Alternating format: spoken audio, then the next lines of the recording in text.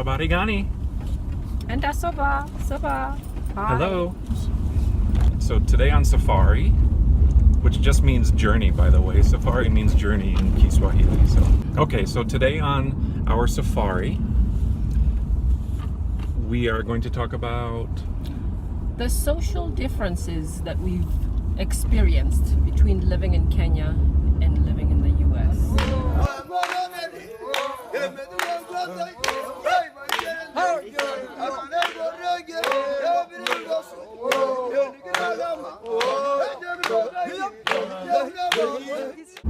the social differences. The little quirks, the little behaviors that are a little different between Kenyans and the U.S. Okay. An example would be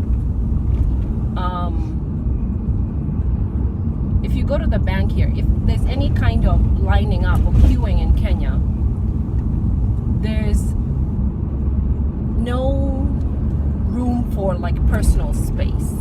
It's just a Kenyan thing. People stand really, really close to each other to the point of like, if I just turn, I'm gonna hit you. And it's not a big deal. Nobody cares about it. It's like, it's okay. It's acceptable to touch somebody else in a line while you're queuing, and no one would raise an eyebrow. But it's weird for you and I or somebody else who has lived somewhere else. Like in the US, there's a lot of space between people, and you'd never like tap on somebody without like, oh, oops, excuse me, and feeling uncomfortable about it. So it's very weird, at least for me, I don't know about Kevin, but coming back and being on that same line and constantly having somebody, you know, like jab me or hit me, and I hear nothing from the person. It's just weird. Well, yes. And then several things that go along with that. There's a lot of body odor here, and people just don't bathe as often, or they just don't use any kind of product to keep the smell away.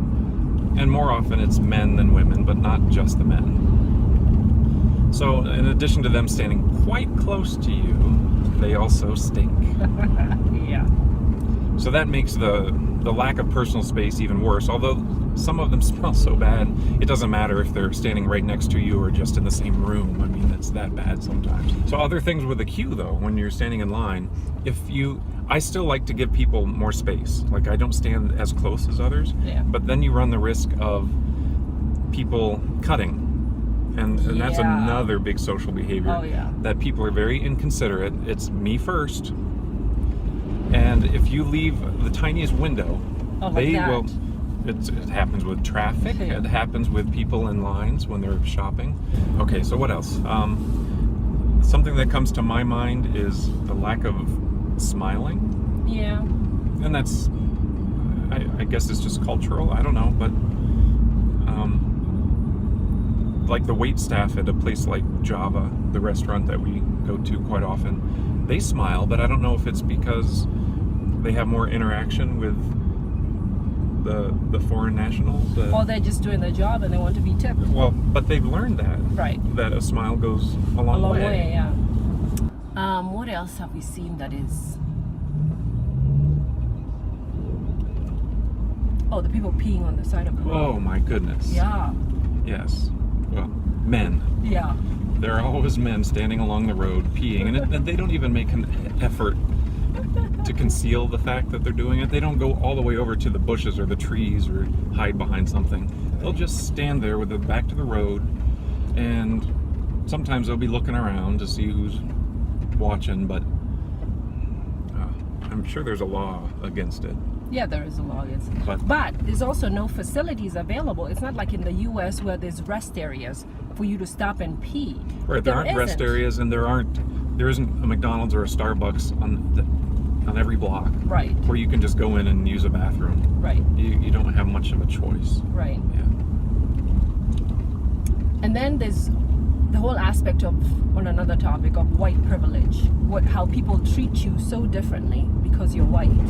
And maybe we should do another video on Yeah, that. I think we could do a whole video on that. But yes, it's a sad truth that if you're white or at least not Kenyan, there's an assumption that you have money. Yeah. And so they will give you more attention, especially when it comes to shopping. They'll serve a white customer before they'll serve a Kenyan customer. But then they will also try to charge you more. Right. So it's a double-edged sword where I'm concerned. They might be more than willing to help me, but then they will up the price. So a specific example of that, do you remember when we bought the gourds? Yeah. We were parked in front of, I don't know, a bank or something, and I think we were over at Tuskie's. at Tuskie's. We'd gone to Tuskie's, and the guy came over, and he had the gourds. And you and I had been talking for a long time about buying gourds. Yes.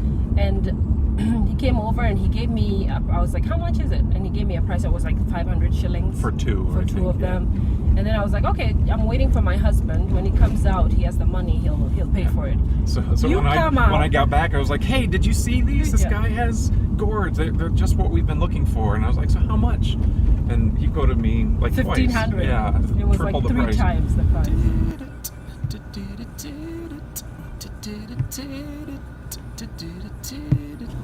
So something else that's interesting is that when you go to parties and the men and women Oh, yeah. don't integrate, like the men are on one side doing their thing that involves maybe alcohol, and the women and the children are on one side doing their thing.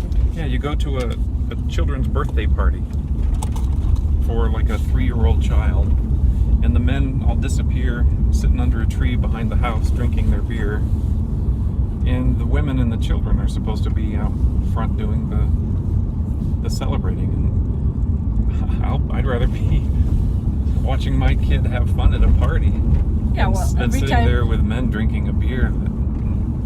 every time you and I have gone to one of those, you've always been with the women. You were the sole guy within the women and the children. And mostly because I'm watching our son and making sure he doesn't fall flat on his face with it. Right. All of the construction here, again, another topic, but every house I've been in, the construction is so different. The steps are different heights. There is not a universal height. It's not like an 8-inch step. There's a 3-inch step, and then a 4-inch step, and then a 7-inch step, and between rooms within the same house, there are always a step up, a step down, and our son, on more than one occasion, has done a face plant because he's not looking for that. Right. And he trips and he falls. So when we've gone to all those little birthday parties for the younger kids, I'm on child duty, making sure he doesn't. That sums up the things that pop into our minds when it comes to social differences. I'm sure there will be other things as we do more videos. Mm-hmm. And if there's anything you're curious about that you want to know about or see, shoot us a comment or a message, and we'll do what we can to cover that topic for you.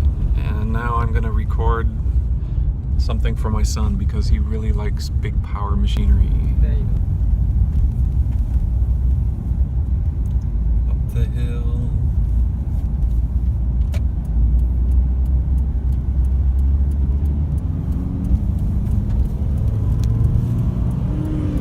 Until next time, kwaheri. Sere.